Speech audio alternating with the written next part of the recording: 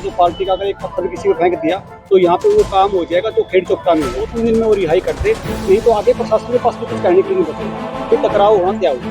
हम बातचीत के लिए गए थे, बड़े पॉजिटिव माहौल में बातचीत हुई है। जैसे हमारी बात थी कि हमारे साथियों को रिहा किया जाए, तो प्रशासन ने हमें बिल्कुल ठोस आश्वासन दिया है कि बिल्कुल उन साथियों को सोमवार से पहले रिहा कर दिया जाएगा और जो भी कानूनी प्रक्रिया होगी बकायदा एसपी और डीएसपी साहब खुद मौके पर खड़े होकर के उसकी पैरवी करेंगे केस की, क्योंकि इन्वेस्टिगेशन के हमारे तीनों साथी हमारे निर्दोष पाए गए हैं। तो प्रशासन ने भी इस बात को माना है और कहीं ना कहीं मैं कहना चाहूंगी कि सरकार का भी एक फेलियर है। जो सरकार ये चाहती है कि किसानों की आवाज को दबाया जाए, लेकिन यहाँ से किसानों की आवाज नहीं दबी है और प्रशासन की तरफ से जो हमारी पैरवी की गई है, जो हमें एक ठोस आश्वासन दिया गया कि भविष्य में 2-3 किस्तों के माध्यम से ये केस भी खारिज हो जाएंगे। फिलहाल के लिए बेल की प्रक्रिया शुरू की जाएगी।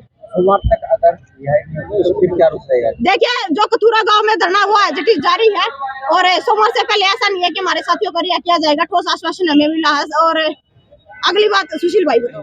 लेकिन आज एक जो तसल्ली हमें इस बात की हुई कि प्रशासन जो है वो सरकार से ऊपर उठ के किसानों की मदद करना चाहता है। हमने एसपी साहब से जो आज मिले हैं ना, इसमें एक बिल्कुल क्लियर स्पष्ट संदेश ये आया है कि वो अपनी नौकरी को ताक पे रखे किसानों की मदद करना चाहता है। क्योंकि हमारी लड़ाई जो प्रशासन से कतई नहीं है, हमारी लड़ाई जो है सरकारों से है।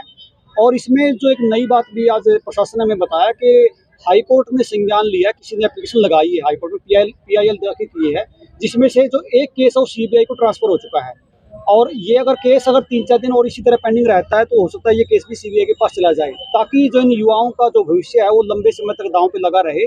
सरकार अपने आदमियों से PIL दायर करवा रही है, तो हमने पूरी बातों को देख के किस तरह से किसी साथी को लंबे समय तक जेल में ना रहना पड़े, हमने कुछ अपने छाती पे पत्थर रख के डिसीजन लिया है। हालांकि जो हम आज आए थे वो आर पार के मूड में आए थे, लेकिन कुछ फैसले होते हैं जो कई बार थोड़ा सा शांति के लिए, क्योंकि इलेक्शन का दौर है, 4-5 दिन बाद चार संहिता लगनी है और हमें इस बात का पता है कोई भी अपोजिशन का जो पार्टी का अगर एक पत्थर किसी को फेंक दिया तो यहाँ पे वो काम हो जाएगा जो खेड़ चौपटा में हुआ था। तो हम उस चीज़ से बच के हमने फैसला लिया, लेकिन प्रशासन से उम्मीद है कि 2-3 दिन में वो रिहाई कर दे, नहीं तो आगे प्रशासन के पास भी कुछ कहने के लिए नहीं बचेगा, फिर टकराव होना क्या होगा।